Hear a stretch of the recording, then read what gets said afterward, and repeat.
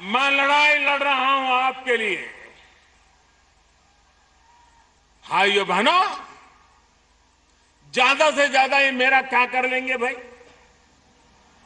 मैंने बताइए क्या कर लेंगे? अरे हम तो फकीर आदमी हैं, झोला लेके चल पड़ेंगे जी।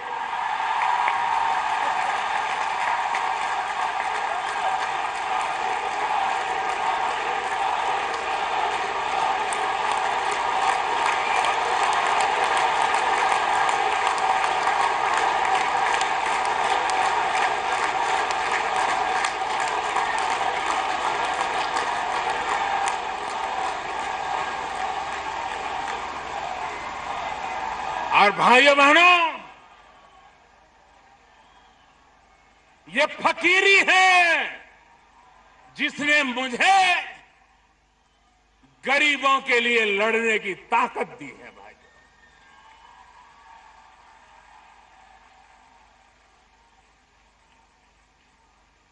बैंकों का राष्ट्रीयकरण हुआ था, गरीबों के नाम पे हुआ था, लेकिन इस देश के आधे से अधिक लोग थे जिन गरीबों को कभी बैंक के दरवाजे तक जाने का मौका नहीं मिला। जब मैंने कहा मैं सबसे पहले गरीबों का बैंक में खाता खुलवाऊंगा, मैं सबसे पहले गरीबों के लिए बैंक में खाता खुलवाऊंगा, तो लोग मेरी मजाक उड़ा रहे थे। भाइयों बहनों, खाता खुलवाया कि नहीं खुलवाया? खुलवाया कि नहीं खुलवाया? ये बड़े बड़े लोग अपने पॉकेट में प्लास्टिक करेंसी रखते, कार्ड रखते, कार्ड। कुछ लोगों के जेब में तो 5-5, 10-10 कार्ड होते हैं। मैंने कहा ठीक है, तुम बड़े बड़े बाबू अपने कहे, मैं भी गरीबों को दूंगा।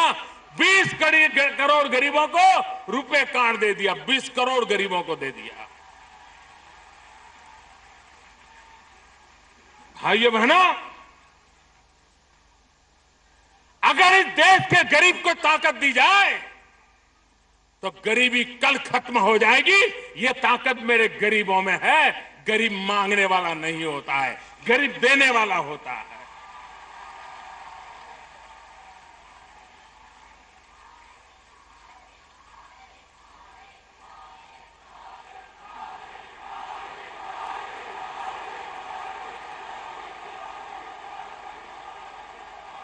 और इसलिए भाइयों बहनों,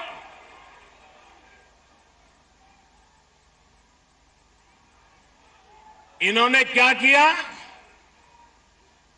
नोटे छापते रहो, छापते रहो, नोटे छापते रहो। इतनी नोटें छपती थी, आपके घर में कोई बंडल आया था क्या भाई?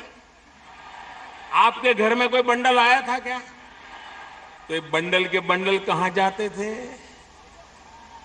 नोटें छप रही थी, महंगाई बढ़ रही थी और नोटों के बंडल कहीं छिप जाते थे। मैं भी पीछे लगाऊं, निकालो।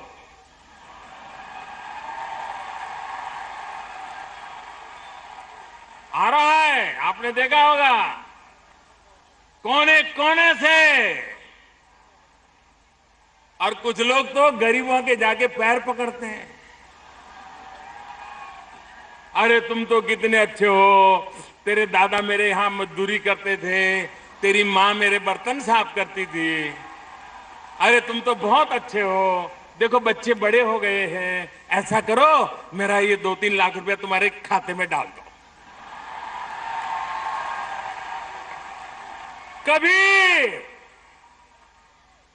कभी किसी अमीर को गरीब के पैर पकड़ते देखा था? भाइयों बहनों, आज जिन बेईमान लोगों ने पैसा जमा किया है वो गरीबों के घर में भी कतार लगा के खड़े हैं। बैंक में कतार लगाने की उनकी ताकत नहीं है। बैंक के बाहर तो वो कतार लगाता है जिसमें ईमानदारी का माजा होता है।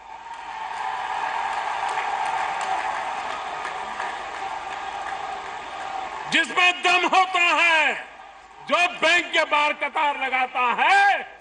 बेईमान लोग गरीबों के घर के बाहर चोरी छुपकी से कतार लगाए हैं। उनको कह रहे ये जनधन अकाउंट मैंने खोला था तब गरीबों को भी पता नहीं था कि कैसे काम आएगा।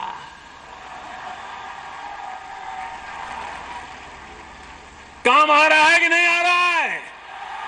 काम आ रहा है कि नहीं आ रहा है? लेकिन एक बात कीजिए, मैं देश के सभी जनधन अकाउंट वाले गरीबों को कहना चाहता हूं, जिसने भी आपको पैसा दिया है, जिसका भी पैसा अपने बैंक में रखा है, वो उठाइए मत।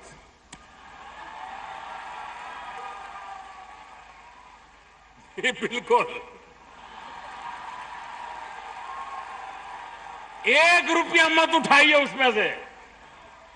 देखिए वो आपके घर रोज चक्कर काटेगा, आपके पैर पकड़ेगा और आप उसको कुछ मत कहो, ए दादागिरी मत कर वरना मोदी को चिट्ठी लिखता हूं। ज्यादा दादागिरी करे तो पूछो, सबूत लाओ, तुमने पैसा दिया था सबूत लाओ। ये बराबर डिब्बे लाए, बेईमान लोग बराबर डिब्बे में फंसे हैं। लेकिन ये तब सफलता मिलेगी जिनके भी खाते में दूसरों ने पैसे डाल दिए हैं, वे पैसे वैसे के वैसे रहने दें। ये सारा ठीक ठाक होना है। कभी मैंने 50 दिन मांगे हैं, मांगे कि नहीं मांगे भाइयों? 50 दिन तकलीफ पड़ेगी, मैंने कहा है कि नहीं कहा है? मुसीबत धीरे धीरे धीरे कम हो रही है, लेकिन वो थोड़ी धीरे धीरे कम हो रही है। लेकिन मैं देश के नागरिकों को सलाम करता हूं, भाइयों बहनों, ये कतार कतार की चर्चा करने वाले नेताओं से मैं पूछना चाहता हूं, भूल गए? अरे चीनी के लिए भी तो कतार में कभी खड़ा रहना पड़ता था, मिट्टी का तेल लाने के लिए कतार में खड़ा रहना पड़ता था, PL 480 गेहूं लेने के लिए कभी कतार में खड़ा रहना पड़ता था। आपने देश को कतार में 70 साल तक खड़ा किया है। उन कतारों को खत्म करने के लिए ये मैंने आखिरी कतार लगाई है भाइयों।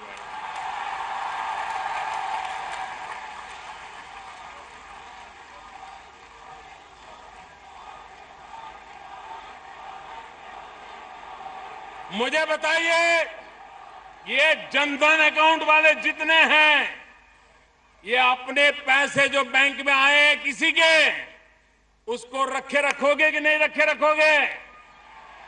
कोई कितना ही दबाव डालोगे, उठाओगे नहीं ना? अगर आपने रखे रखा तो मैं कोई रास्ता खोजूंगा। मैं दिमाग लगा रहा हूं, अभी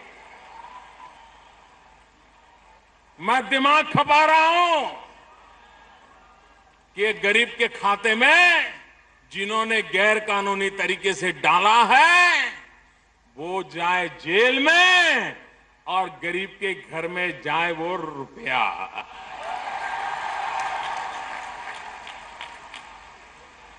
और वो कोई दयादान नहीं है, उन्हीं का है, ये उन्हीं को लूट करके इकट्ठा किया है। भाइयों बहनों, मैं हैरान हूं। आपने देखा होगा अच्छे अच्छे लोगों के चेहरे पर से चमक चली गई। पूरा दिन मोदी मोदी कर रहे हैं, मोदी मोदी। पहले पूरा दिन करते थे money money money money money, अभी बोल रहे मोदी मोदी मोदी।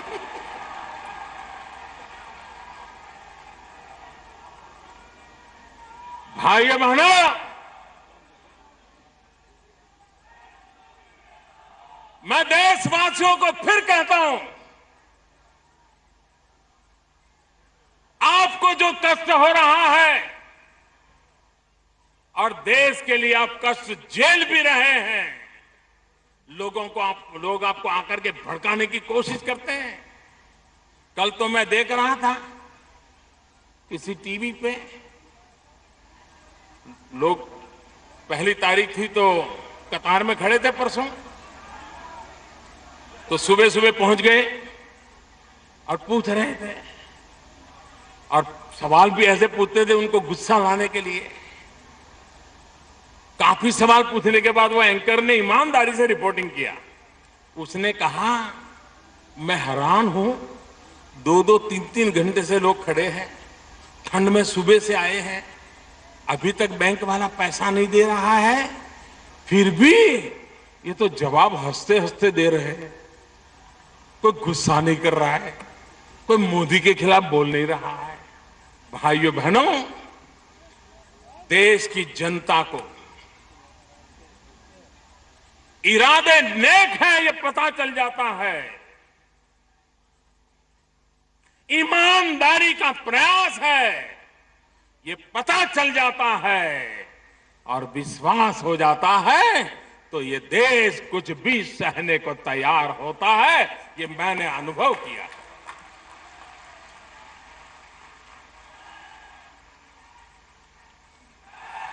देश का सामान्य मानवी बेईमानी से तंग आ चुका है।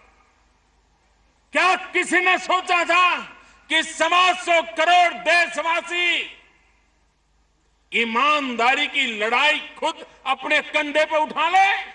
आज 125 करोड़ देशवासियों ने कष्ट झेल करके ईमानदारी की इस लड़ाई को अपने कंधे पर उठा लिया है। इससे बड़ा देश का उज्जवल भविष्य नहीं हो सकता है। भाई, देश का सामान्य मानवी बेईमानी नहीं चाहता, उसको मजबूरन मध्यम वर्ग का आदमी, वो कभी नहीं चाहता है काले धोले का खेल। लेकिन बच्चे को स्कूल रखना हो, स्कूल वाला कहे फीस के लिए ऑफिशियल तो 500 रुपया, लेकिन अनऑफिशियल 75,000 रुपया, वो मध्यम वर्ग का व्यक्ति बेचारा कहां जाएगा? बच्चे की पढ़ाई के लिए सर झुका करके उसको कहीं से काले करके उनको देना पड़ता है, मजबूरन करना पड़ता है।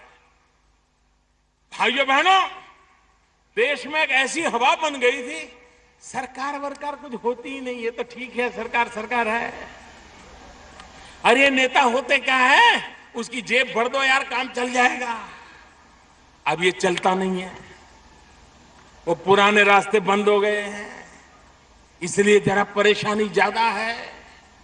भाइयों बहनों, यह देश ईमानदारी का पक्षकार है, यह देश ईमानदारी चाहता है, यह देश भ्रष्टाचार से मुक्ति चाहता है। लेकिन वो असहाय हो गया था, आज उसको लग रहा है कि इस लड़ाई को जीतना है। और मैं देशवासियों को विश्वास दिलाता हूं कि आपने जो मेहनत की है, घंटों घंटों तक कतार में खड़े रहे हो, बिना खाए पिए खड़े रहे हो, ठंड में भी खड़े रहे हो, धूप में भी खड़े रहे हो, पैसे नहीं है ऐसा बोर्ड लग जाने के बाद भी आपने इसको सहन किया है। मैं मेरे देशवासियों, आपकी इस तपस्या को बेकार नहीं जाने दूंगा। ईमानदारी के जितने रास्ते मुझे सूझेंगे, मैं देश को उस रास्ते पर ले जाने के लिए कोई कमी नहीं रहने दूंगा। ये मैं विश्वास दिलाना चाहता हूं।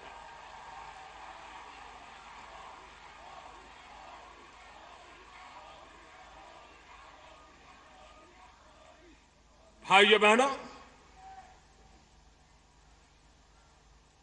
पहले की सरकारों ने नोटें छाप छाप करके अपनी गाड़ी चलाई, और नोटें निकल करके भी बड़े बड़े जगह पे पहुंच जाती थी। भाइयों बहनों, यहां ये हमारे सफेद शर्ट वाले सब बैठे हैं, ये सारे नौजवान मुरादाबाद और अलग बगल के इलाके में जा करके मोबाइल फोन से कैसे खर्च किया जा सकता है वो सिखा रहे हैं। भाइयों बहनों, अब जमाना चला गया, अब वक्त बदल चुका है। अब तो मोबाइल फोन में ही आपकी बैंक आ गई है। आपके मोबाइल में ही आपकी बैंक है। आपके मोबाइल फोन में ही आपका बटुआ है। अगर आपके पैसे बैंक में पड़े हैं तो आप मोबाइल फोन से जो खर्च करना है कर सकते हैं, खरीदना है खरीद सकते हैं। सारी व्यवस्था उपलब्ध है। इसके लिए एटीएम पर जाकर के नोट निकालना जरूरी नहीं है। आप अपने मोबाइल फोन से भी खर्चा कर सकते हैं। कुछ लोग कहते हैं हमारा देश गरीब है, लोग अनपढ़ है, लोगों को कुछ आता नहीं है। भाइयों बहनों, अरे दुनिया के पढ़े लिखे देश भी जब चुनाव होता है ना तो बैलेट पेपर पर नाम पढ़ करके फिर थप्पा मारते हैं। आज भी अमेरिका में भी ये हिंदुस्तान है जिसको आप अनपढ़ कहते हो, गरीब कहते हो, वो बटन दबा करके वोट देना जानता है। बटन दबा करके देना। भारत के लोगों की ताकत को कम मत आंकिए। एक बार उसको पता चले कि ईमानदारी का रास्ता यह है तो मेरे देश का गरीब से गरीब भी चल पड़ता है। मैं देख रहा हूं सब्जी बेचने वाले, दूध बेचने वाले, आजकल मैंने एक व्हाट्सएप देखा, सच्चा झूठा तो भगवान जाने। व्हाट्सएप पर तो बहुत सी चीजें ऐसी ऐसी भी आती है। मुझे किसी ने दिखाया कि कोई भिखारी कार खड़ी रही तो भिक्षा मांगने के लिए गया। तो कार में जो बैठे थे उन्होंने कहा, भाई छुट्टे पैसे नहीं है, हम तेरी मदद तो करना चाहते हैं। तो उसने कहा आप चिंता मत करो। उसने अपने फटे थैले में से पॉश मशीन निकाला, बोले डेबिट कार्ड दो मैं कर लेता हूं जी। अब ये वीडियो सच है झूठ है मुझे मालूम नहीं, मुझको किसी ने दिखाया। कहने का मतलब यह है हिंदुस्तानी नई चीज को स्वीकार करने में देर नहीं करता है। अगर सही तरीके से बात पहुंचाई जाए। हमने अभियान चलाया था एलईडी बल्ब का। हमने लोगों को कहा कि बिजली का जो ये लट्टू लगाते हो ना वो ज्यादा बिजली खा जाता है और आपके पैसे जाते हैं।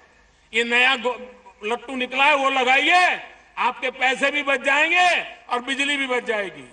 इस देश के करोड़ों करोड़ों लोगों ने लट्टू बदल दिए भाइयों, लट्टू बदल दिए।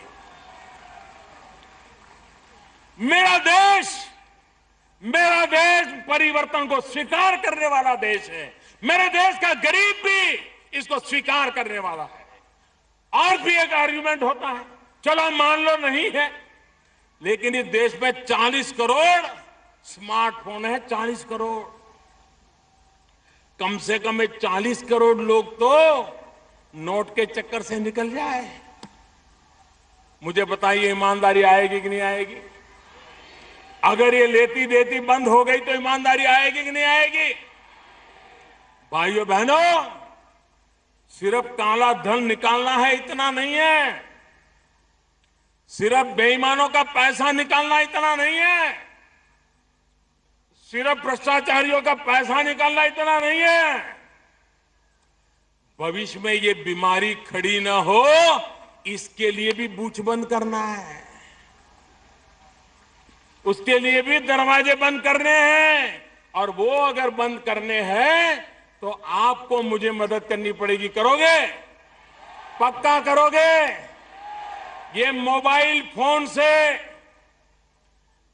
खरीद करोगे तो भी मोबाइल फोन से पैसे दोगे, सारा मोबाइल पे कारोबार सीख लोगे। आज अखबार में रोज एडवर्टाइजमेंट आती है, टीवी पे आती है। मुश्किल काम नहीं है। जितनी आसानी से व्हाट्सएप भेजते हो इतनी ही आसानी से पैसे देकर के माल खरीद सकते हो भाइयों।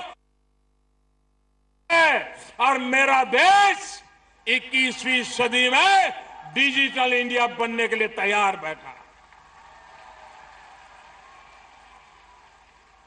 भाइयों बहनों, बेईमानी के सारे दरवाजे बंद करने के लिए मुझे मदद चाहिए।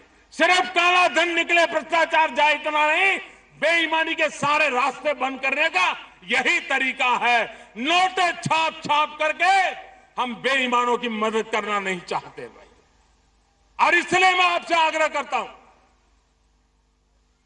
और दूसरा, मैं फिर से एक बार देशवासियों को मैंने 50 दिन कहा था, मैं रात दिन लगाऊं मेरे भाइयों बहनों, आपकी तकलीफ मेरी तकलीफ है, मेरे किसानों की तकलीफ मेरी तकलीफ है। और मैं किसानों को विशेष रूप से वंदन करना चाहता हूं। तकलीफ के बाद भी बुआई में कमी नहीं आने दी। पिछले साल से बुआई बढ़ी है। ये किसानों को सलाम करता हूं।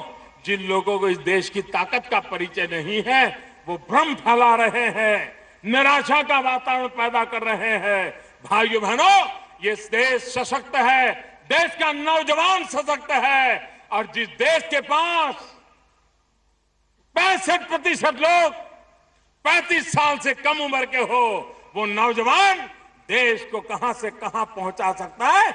ये मौका है मेरे नौजवानों, देश को कहीं से कहीं पहुंचाने का।